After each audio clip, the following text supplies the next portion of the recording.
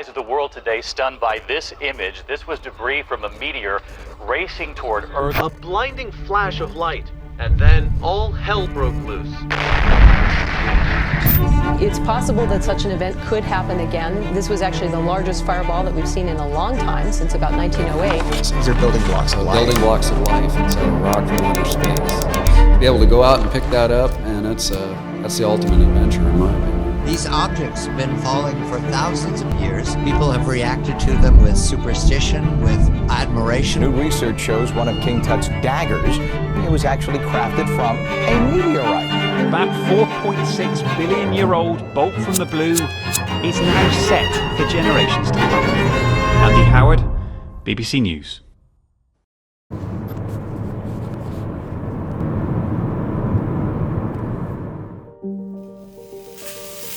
The first steps to getting started with really any blade is you have to figure out what materials you're going to be incorporating into the blade.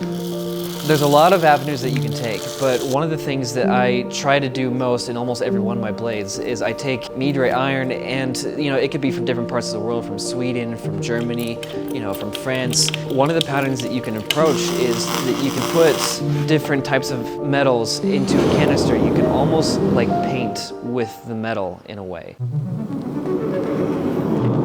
It needs to soak for like 20 minutes now. Maybe not 20 minutes, like 15 minutes. Whenever it's hot. One of the main pieces of equipment that I can't do like any of the work that I do without is the forge press. And what that allows me to do is I can compress all of that loose material very quickly before it gets too cold. All that coming off is scale. It's basically like rusting, but it happens very quickly. When I got into making things, I got into woodworking through my grandfather, and he used to be, a little bit of like a carpenter, and I wanted to also kind of be a part of that. And I would make, different stuff out of wood, and I would bring it back to him just to show him. I got into forging, and just the rest is history. The Damascus that we had forged out, I found a company that is here in town that I'm going to try to go ahead and help me get it split down. Sitting at this point. As soon as it starts getting all that material length, that's when I gotta worry about if it's gonna shatter. So this is usually where an issue happens with big long cuts like that, because the chip that starts here has to travel all that way until it drops off. There it is. There you go. Awesome, appreciate it. Thank you so much. That'll do. Dude, how'd it come out? How'd it come out? Perfect. How's it looking? Check that. Whoa! Dude, the eye. It looks like an eyeball, doesn't it? It looks like... Looks like actual scales. The scales, the popping of the ball bearings, it looks awesome. So I need to bring in, I don't think I'm going to worry about that too much, but I want to bring this in and start to taper that. So HADES Bident is represented a lot through different types of historical, drawings, carvings, and paintings. Rather than having 3 prongs like a trident does, a bident has 2. And so you have to make sure that the blade is forged and aligned correctly, because if they are twisted or slightly warped in different ways, it can sometimes conflict with the way that it cuts. I use the weld beads to kind of add that extra bit of material to get in there and hand carve everything this over. It's just knowing how I want it to look ahead of time and pre-planning to make sure that I can get as close to that as possible. The quench is definitely the riskiest part of making the blade, especially when you have Damascus steel. You have different materials that are stretching and pulling. When you are dealing with materials like meteorite, the quench oftentimes causes cracks. It's very, very, very risky.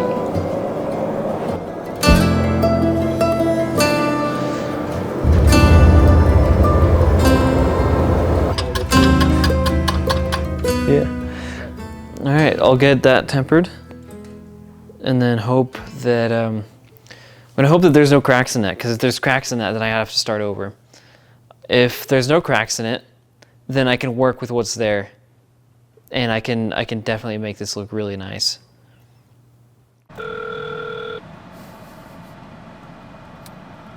He should be back in here probably in just a couple minutes. Okay. Yeah, I wanted to check and see if he had any moldavites. Oh, well, I know he doesn't have any just loose moldavite. Okay.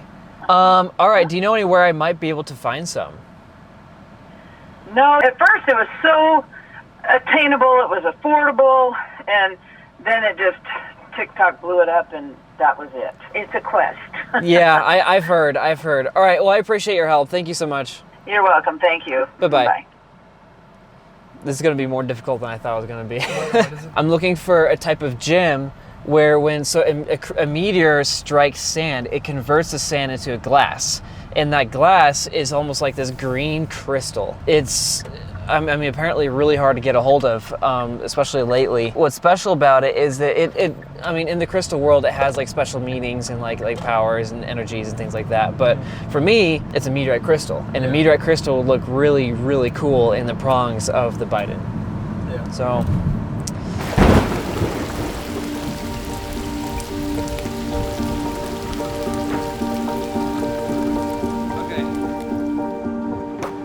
This is day 384. I'm beginning to lose feeling in my fingers. The process of etching or bringing out the pattern in Damascus steel is you have to use two different types of alloys. One of them has a higher nickel content and the other one does not. One of those alloys is going to corrode while the other one is going to stay very shiny. When you put that singular bar into that acid, you can see the different alloys showing through. Dude, that blade looks so sick. Turn it more upright so it's facing me. You know, I got my buddy Dylan. We're kind of just a bunch of kids. Just the way that he knows how to work a camera is beyond my understanding. Us being here to be able to focus on what we do best. You know, we have different artists of different types of genres. We're just laying a foundation.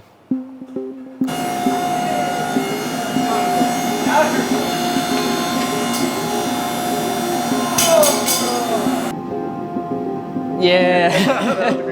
It's gonna be the counterbalance.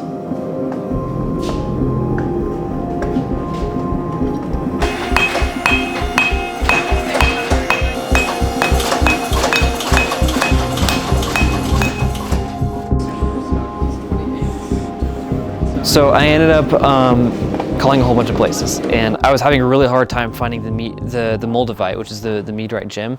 So I called this one place, and they're like, yeah, we have a piece, we have a few. I'm like, okay, what sizes? And he's like, yeah, I got a pretty big one. It's like 8 grams, something like that. I'm like, this is gonna work. This is gonna work. Check this out.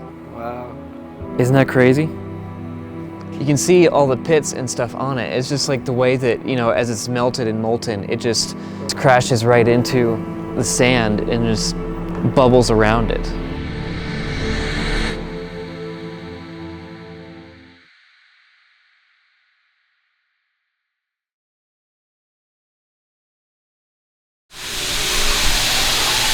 Hey guys, as you can expect, we are back at the forge. I'm with Ryan and Tristan right now. They're working on some projects, making some knives back there. He's grinding away. While he's doing that, we are getting set. I got our coffee, filming the process of making a new knife, and then later today we're going to take a little field trip out to craters on the moon, right?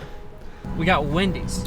She's gonna walk up and be so confused. I know. We're trying to race the sun a little bit. Hopefully we get there and have enough time to look around and find the spot we need before we lose the sunlight. Bringing out the drone, getting some cool aerial footage, and I have a fog machine. We're gonna use that, play around, get some cool creative ideas. Okay, so it says my oil level is empty.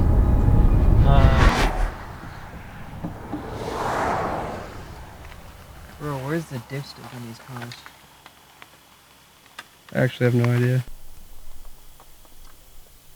It's just the car's computer system unable to read the oil gauge. Well, we're back on the road again, so we're just kind of hoping and praying that everything works out, so. Look at those random rock formations, that's crazy.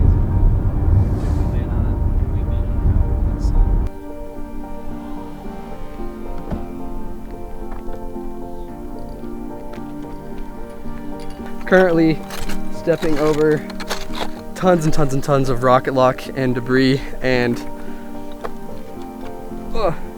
the rocks feel and sound like paper, like it's about to break or shatter. It sounds like it's brittle. It's weird. You want to go over there? We could start heading over there, yeah. As we get closer, we could determine whether or not we want to keep going.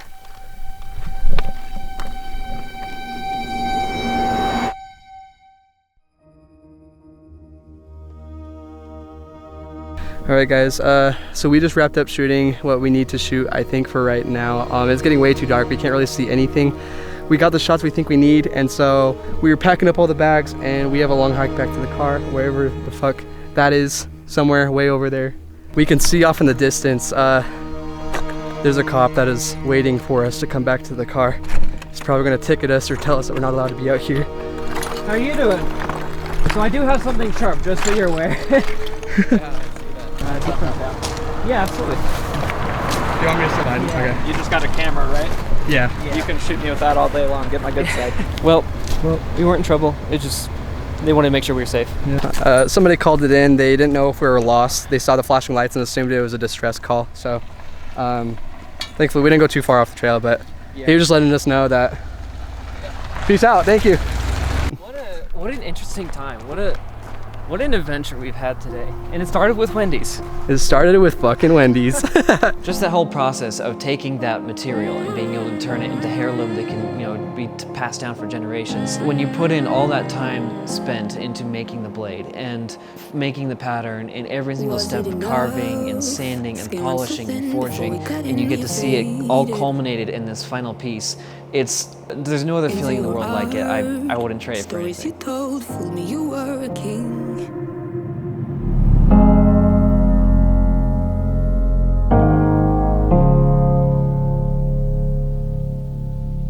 I will always hear your voice inside my head. Never felt you leave. You're by my side. So I will never let you go. I will never let you go.